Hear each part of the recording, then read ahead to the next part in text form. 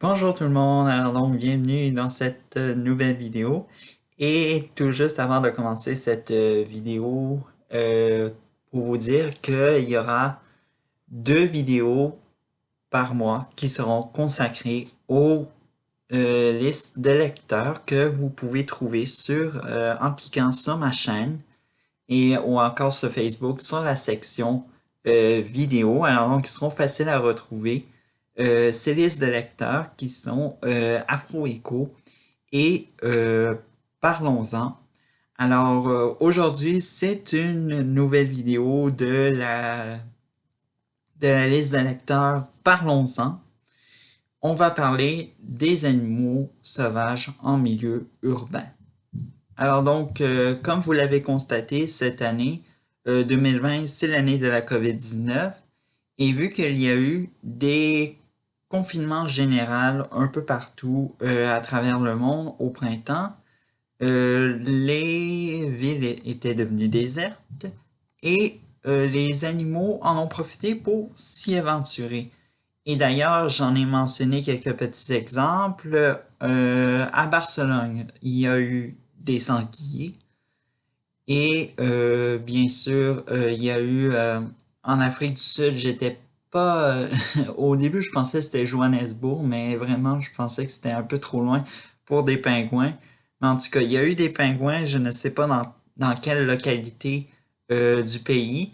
À Santiago, au Chili, il y a eu un puma qui s'est promené dans la ville. Et enfin, bref. Et tous ces exemples-là ont été partagés en vidéo sur les réseaux sociaux.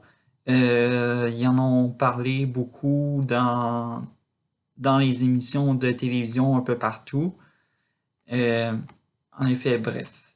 Bien sûr, certains de ces animaux, évidemment, en ont profité pour s'approprier des lieux qui étaient auparavant utilisés par des humains.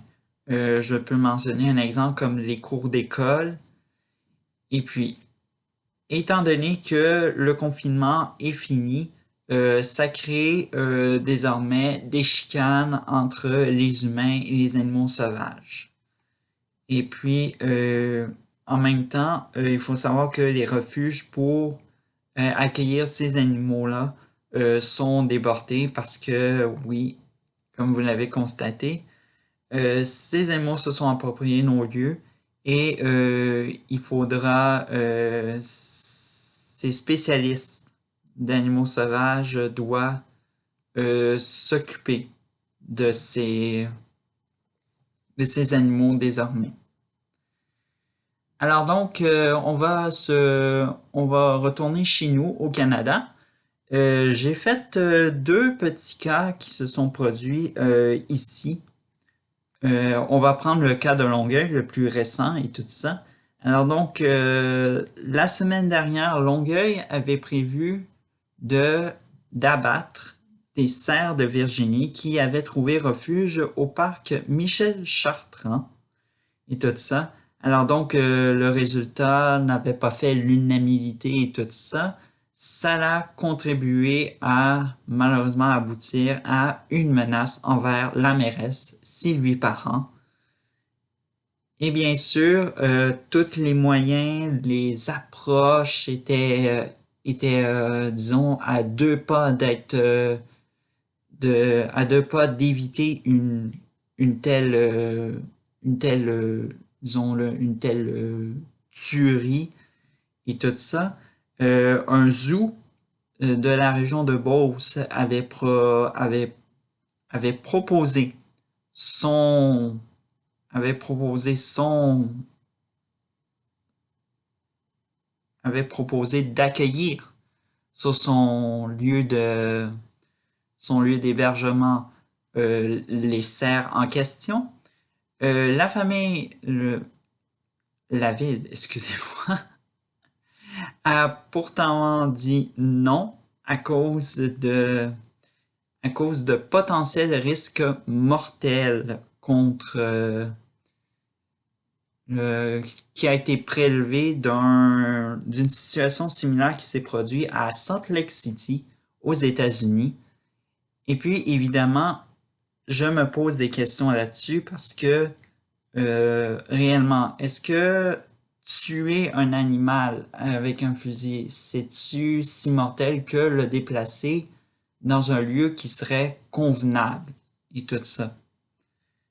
Et puis, bref, le ministre des Forêts, de la Faune et des Parcs du Québec n'a pas pourtant aidé, c'était pourtant une piste étudiée.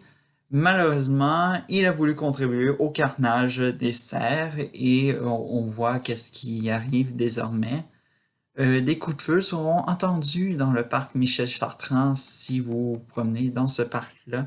Avec aux habitants de Longueuil qui vont me regarder. Et tout ça, je vous dis allô Longueuil. Bon, c'était notre premier cas. Maintenant, on va se tourner vers notre deuxième cas, qui est celui de la ville de Montréal. Alors donc, vous savez que la ville de Montréal est prise désormais avec des coyotes et tout ça. Les habitants ont peur ou ce que les coyotes rôdent fréquemment parce que il y a des enfants qui jouent dans les parcs, les propriétaires de petits animaux de compagnie ont peur pour leurs chiens ou leurs chats qui peuvent être des proies ultra faciles et puis qui sont sans défense malheureusement pour affronter des plus grosses bêtes que eux.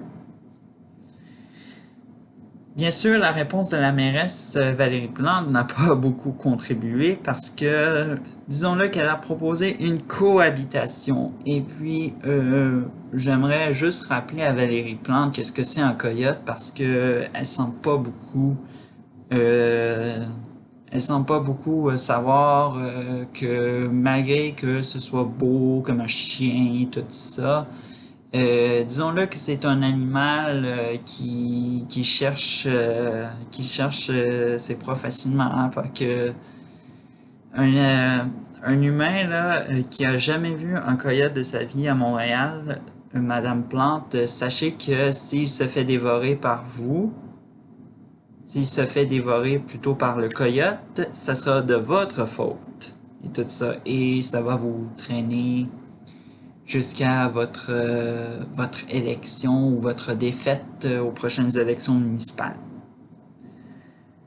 Et puis bien sûr, même chose qu'on a dit, hein, et tout ça, déplacer les animaux dans des zones, dans des milieux, des environnements convenables, c'est un risque mortel. Alors vraiment, il y a disons-le, je sais pas comment dire le mot, mais en tout cas, il y a un petit peu un fossé entre le peuple d'en bas et le peuple d'en haut et tout ça. Et puis bon, bien sûr, il faut pas oublier que c'est pas juste les animaux sauvages qui sont un problème aussi. Ça peut être les animaux sauvages qu'on a normalement et tout ça. Et tout ça. Et tout juste pour vous rappeler qu'une ville, c'est pas un zoo à ciel ouvert, tout ça. Alors donc, oui, on est au zoo, on nourrit les animaux, tout ça, c'est permis, mais c'est franchement, quand tu es dans un parc et que on nourrit les animaux sans savoir c'est quoi son alimentation, je m'excuse, mais cet animal-là va totalement va être en quête de cette nourriture-là et ça va attirer de plus en plus d'animaux dans nos banlieues et puis nos villes, et etc. Et puis toujours nourrir les animaux, c'est tellement devenu une pratique banale. On a tous vu ça dans des séries animées, dans des films, et puis etc. que c'est devenu une pratique banale où on ne voit pas venir les conséquences. Je vais vous faire un petit exemple et ça, c'est ce que moi j'ai vu de mon vécu.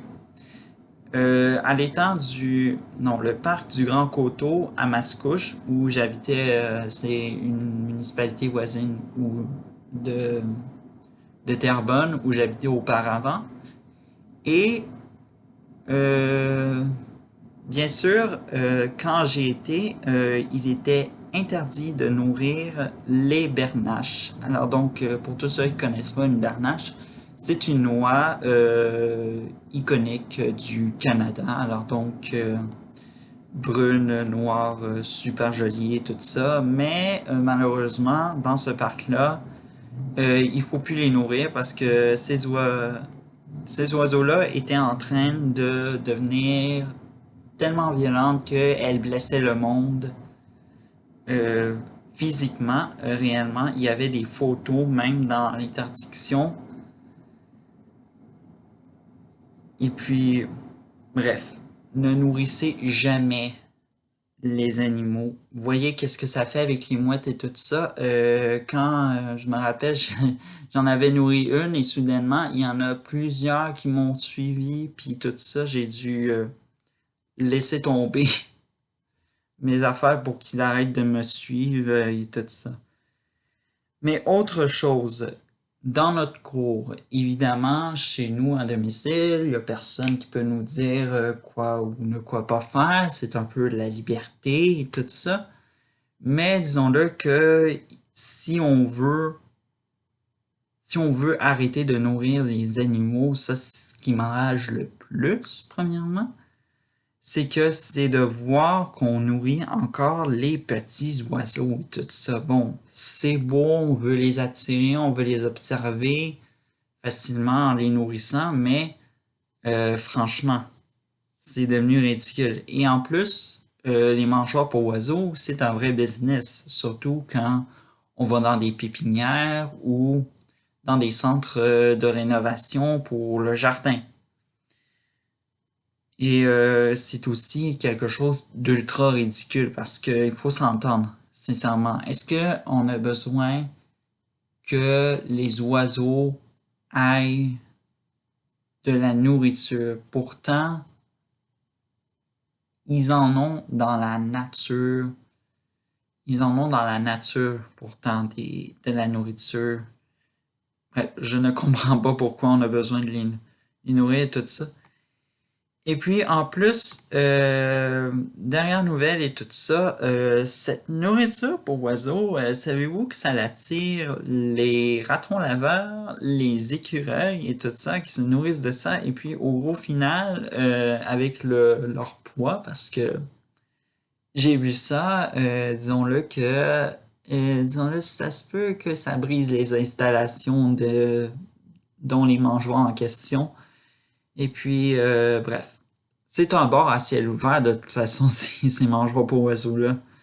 Bref, je ne comprends pas pourquoi. Alors donc, ma petite conclusion au niveau de ça, arrêtez de nourrir les animaux parce que actuellement, si on parle d'environnement, il faudrait qu'on s'attaque il faudrait qu'on s'attaque à être plus sévère envers les personnes qui nourrissent les animaux parce que ça détruit ça les rend de plus en plus sédentaires et ça les attire de plus en plus vers nos milieux urbains. Alors, c'était tout. Alors donc, je vous dis au mois prochain pour une autre vidéo de la série. Parlons-en.